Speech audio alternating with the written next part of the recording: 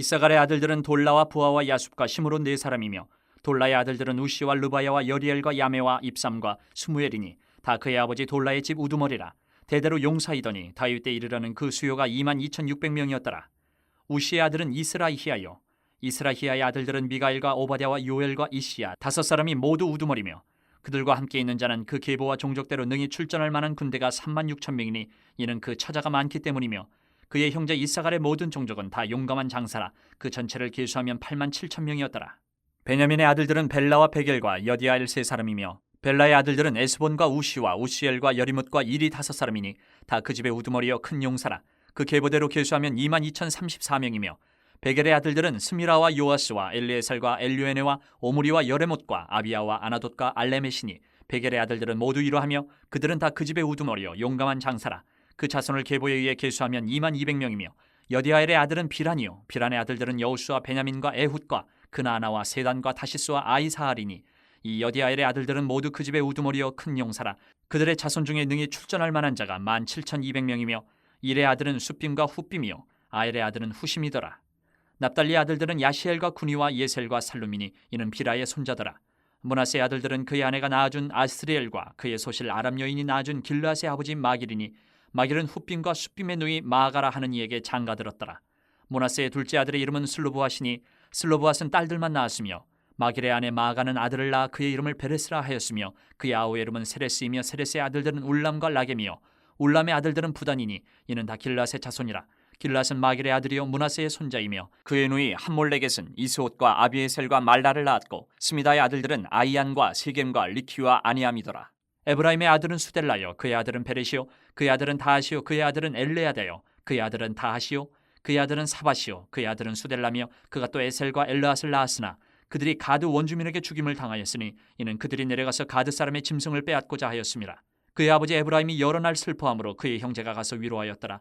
그리고 에브라임이 그의 아내와 동침함에 임신하여 아들을 낳으니 그 집이 재앙을 받았으므로 그의 이름을 부리아라 하였더라.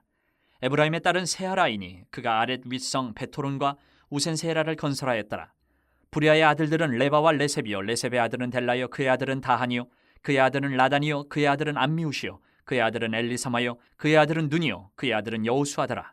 에브라임 자손의 토지와 거주지는 베델과 그 주변 마을이요 동쪽으로는 나아란이요 서쪽에는 게셀과 그 주변 마을이며 또 세겜과 그 주변 마을이니 아사와 그 주변 마을까지이며 또 므낫세 자손의 지게에 가까운 베스안과 그 주변 마을과 다안악과 그 주변 마을과 무깃도와 그 주변 마을과 돌과 그 주변 마을이라. 이스라엘의 아들 요셉의 자손이 이 여러 곳에 거하였더라.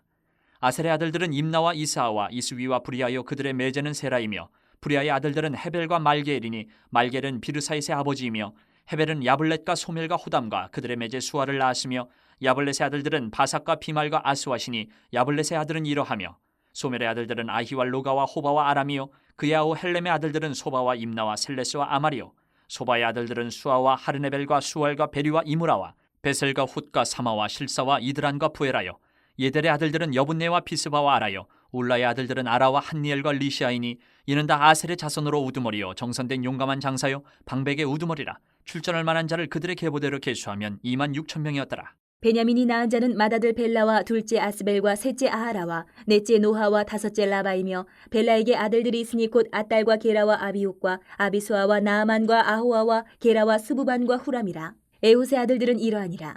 그들은 게바 주민의 우두머리로서 사로잡혀 마나핫으로 갔으니 곧 나아만과 아히야와 게라이며 게라는 또 우사와 아히훗을 낳았으며 사하라임은 두 아내 후심과 바하라를 내보낸 후에 모압 땅에서 자녀를 낳았으니 그의 아내 호데스에게서 낳은 자는 요밥과 시비야와 메사와 말감과 여우스와 사갸와 미르마이니 이 아들들은 우두머리이며 또 그의 아내 후심에게서 아비둡과 엘바알을 낳았으며 엘바알의 아들들은 에벨과 미삼과 세메시니 그는 오노와 롯과 그 주변 마을들을 세웠고 또 부리아와 세마이니 그들은 아얄론 주민의 우두머리가 되어 그들이 가드 주민을 쫓아냈더라. 아히요와 사삭과 여레못과 스바랴와 아락과 에델과 미가엘과 이스바와 요한은 다 부리아의 아들들이요 스바랴와 무슬람과 히스기와 헤벨과 이스무레와 이슬리아와 요밥은 다 엘바알의 아들들이요 야김과 시그리와 삽디와 엘리에네와 실르데와 엘리엘과 아다야와 브라야와 시므랏은 다 시므이의 아들들이요 이스반과 에벨과 엘리엘과 압돈과 시그리와 하난과 하나냐와 엘람과 안도디야와 이브드야와 분우엘은 다 사삭의 아들들이요 삼스레와 스하랴와 아달랴와 야아레시아와 엘리야와 시그리는 다 여로함의 아들들이니 그들은 다 가문의 우두머리이며 그들의 족보의 우두머리로서 예루살렘에 거주하였더라. 기브온의 조상 여이일은 기브온에 거주하였으니 그 아내의 이름은 마아가며 장자는 압돈이요 다음은 술과 기스와 바알과 나답과 그돌과 아히오와 세겔이며 미글롯은 시므아를 낳았으며 그들은 친족들과 더불어 마주하고 예루살렘에 거주하였더라. 넬은 기스를 낳고 기스는 사울을 낳고 사울은 요나단과 말기수아와 아미나답과 에스바알을 낳았으며 요나단의 아들은 무리바알이라. 무리바알은 미가를 낳고 미가의 아들들은 비돈과 멜렉과 다레야와 아하스이며 아하스는 여호와따를 낳고 여호와따는 알레멕과 아스마웻과 시무리를 낳고 시무리는 모사를 낳고 모사는 비느아를 낳았으며 비느아의 아들은 라바요 그의 아들은 엘르아사요 그의 아들은 아셀이며 아셀에게 6 아들이 있어 그들의 이름은 이러하니 아스리감과 보그르와 이스마엘과 스하랴와 오바댜와 하나니라. 아셀의 모든 아들이 이러하며 그의 아우 에색의 아들은 이러하니 그의 맏아들은 울람이요 둘째는 여우스요 셋째는 엘리벨렛이며 울람의 아들은 다 용감한 장사요 활을 잘 쏘는 자라. 아들과 손자가 많아 모두 150명이었더라. 베냐민의 자손들은 이러하였더라. 오늘 우리는 이 역대상 7장 8장을 통해서 하나님의 역사 속에서 잊혀지지 않는 이름을 살펴보려고 합니다. 그냥 단순히 인간의 족보가 아니고 이 족보는 계속해서 말씀을 드리지만 하나님의 섭리, 하나님의 신실하심, 이것을 증거하는 귀한 본문 말씀입니다. 먼저 역대상 7장에 보면 이사갈, 베냐민, 므낫세, 에브라임, 아셀 이 지파들의 계보가 쭉 기록이 되어 있습니다. 어떻게 보면 그 이후로 이스라엘의 역사가 지나가고 나서 왕권이 지나가고 나서 신약에 들어오면서 보면 이 지파들의 이름이 그냥 종종 잊혀져 버려요. 그냥 유다로 통일이 돼 버리는 이런 모습들을 보는데 하나님께서는 그들의 이름을 기억하고 계신다라는 거예요. 잊지 않으신다.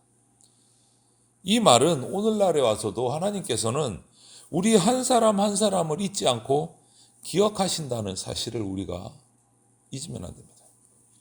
특히 이 중에서 에브라임 지파 이야기를 좀 길게 분량을 잡아놨어요. 7장에 보면 에브라임 지파 얘기가 좀 많이 나오는데 그 이야기를 좀 주목할 만합니다. 에브라임 후손들이 전쟁 중에 많이 죽었습니다. 많이 죽었어요. 그런데 그들이 전쟁에 패하고 슬프죠. 그런데 그 가운데 아들이 태어나요. 브리아라는 아들이 태어나요. 여기서 우리는 실패 속에서도 새로운 생명을 잉태하게 하시는 그 하나님의 은혜, 이어가게 하시는 은혜를 보게 돼요. 우리 삶 속에서도 실패할 때도 있고 낙심할 때도 있지만 하나님께서는 그 자리에서 다시 회복하게 해주신다. 이것이 우리가 하나님께서 잊혀진 지파들까지도 기억하고 계신다라는 거예요. 우리에게도 똑같이 적용되고 때로는 우리가 세상에서 사람들에게 잊혀진 존재처럼 돼서 참 마음이 아플 때도 있기도 하지만 우리가 마음이 아플 것이 아니라 하나님은 나를 기억하고 계신다. 이것을 잊지 말아야 됩니다. 이렇게 에프라임 지파의 경우에 후손들이 전쟁에서 많이 죽어나갔음에도 불구하고 그 슬픔 속에서도 다른 생명을 태어나게 하시는 장면을 넣으신 모습이 바로 이런 의미가요. 그냥 가족적인 사건, 그 가문이 나가서 전쟁에서 다 죽었더라가 아니고 그 죽음의 고통 속에서 슬픔 속에서도 생명의 약속을 계속 이어가고 계신다. 슬픔, 눈물 속에서도 생명을 일으키시는 분이에요. 그 태어난 전쟁 속에서 태어난 브리아라는 이 아들, 이 브리아라는 뜻이 히브리어인데요.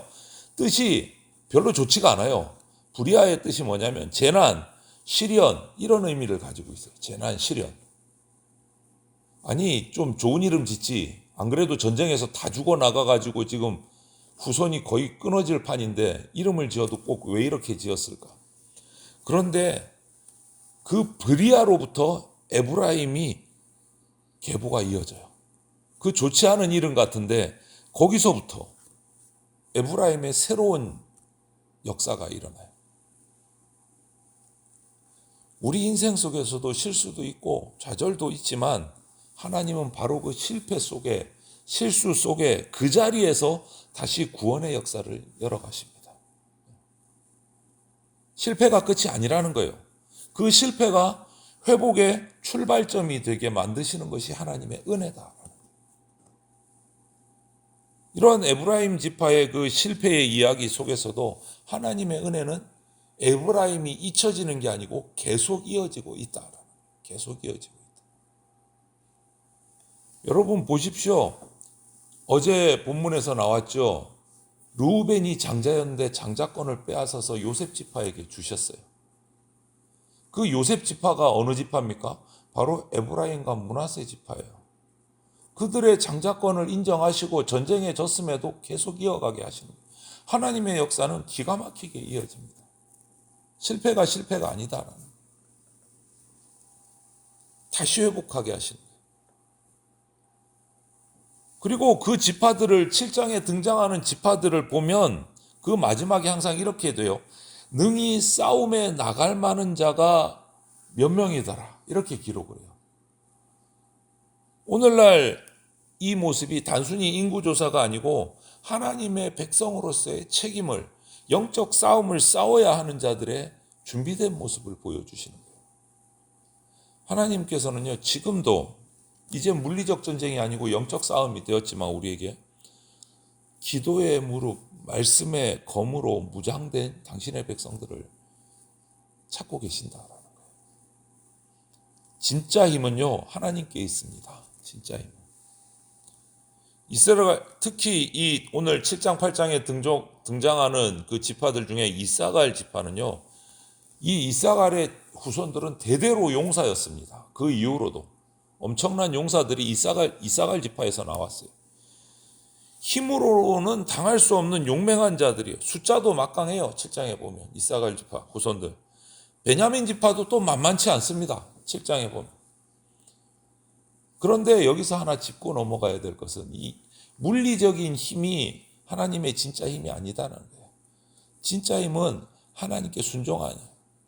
그들이 불순종했을 때 그렇게 막강한 군사력을 가진 이사갈도 베냐민 지파도 그냥 무기력하게 다 포로로 잡혀갔어요. 아수르에 망해버렸어요.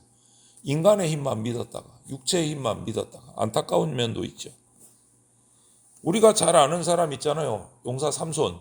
삼손도 역시 그 강력한 장군이, 장사가 하나님께 불순종할 때는 연약할 수밖에 없는 거예요. 하나님의 은혜 안에서만 우리의 육체적인 힘도 능력도 제대로 발휘돼서 강할 수 있다라는 것을 보여주시는 거예요. 여러분, 매일 말씀과 기도로 우리가 영적인 싸움을 준비해야 됩니다. 에베소서 6장 12절 말씀처럼 하나님의 전신갑주를 입는 그러한 기도가 우리 가운데 이어져야 되는 거죠. 그리고 8장으로 넘어가서 보면 베냐민 지파의 계보가 기록이 되어 있는데요. 베냐민은 대표적인 인물이 사울왕이요. 이스라엘의 첫 번째 왕 사울왕이 베냐민 지파 출신입니다. 그럼에도 불구하고 이스라엘의 첫 번째 왕 사울, 그런데 왕권을 잃어버렸어요. 왜 그렇습니까? 이거 역시 불순종해서 하나님을 떠나는 바람에 그 왕권을 잃어버렸어요. 그런데 그게 왕권을 잃은 것으로 끝난 게 아니고 그 이후의 기록을 보면 오늘 8장 마지막 부분의 사울왕의 그 계보를 보면 이 베냐민 지파를 완전히 버리지 않으셨어요. 계속 이어나가서 성장하게 만듭니다. 왕권을 잃고 실패했음에도 불순종으로. 그 이유는 뭐냐? 하나님께서 뒤에 나와요. 그리고 결국 신약으로 넘어가면 빌립보서에서 그 베냐민 지파에서 누가 탄생하는 줄 압니까? 바울 사도가 나와요. 사도 바울이. 이방인의 선지자인 바울이 베냐민 지파에서 나와요. 베냐민 지파가 사울의 불순종으로 왕권을 잃고 쫄딱 망한 게 아니에요. 하나님은 또 잊지 않고 기억하고 계시고 그 베냐민 지파를 이어가게 하시고 오늘날 이방의 복음 전도자로 세운 최고의 일꾼인 바울이 그 베냐민 지파예요. 이것은 하나님의 이 역사하심, 섭리하심, 선택은요, 한 개인의 실패로 끝나고 지워지지 않는다. 하나님이 기억하고 계신다. 특히 8장 40절에 보면 다 용감한 장사요 활을 잘 쏘는 자라 아들과 손자가 많아. 이렇게 이거 다 베냐민 지파 얘기예요. 왕권을 잃고 초라해질 수 있었는데 그게 아닌 거예요. 한때 영광을 잃어버린 지파가 다시 용사로 회복되는 장면, 하나님의 자비와 회복의 은혜를 보게 되는 겁니다. 우리도 오늘 베냐민 지파처럼 실패할 수 있습니다. 이사갈 지파처럼 육신의 강함만 의지하다가 불순종해서 실패할 수 있어요.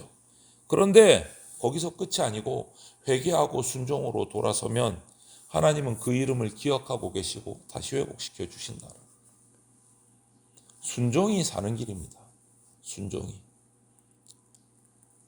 인간의 역사를 보면, 역사적으로 살펴보면 패망한 왕가는요 다시 살아나지를 못해요. 그냥 완전히 멸절이 되는 겁니다.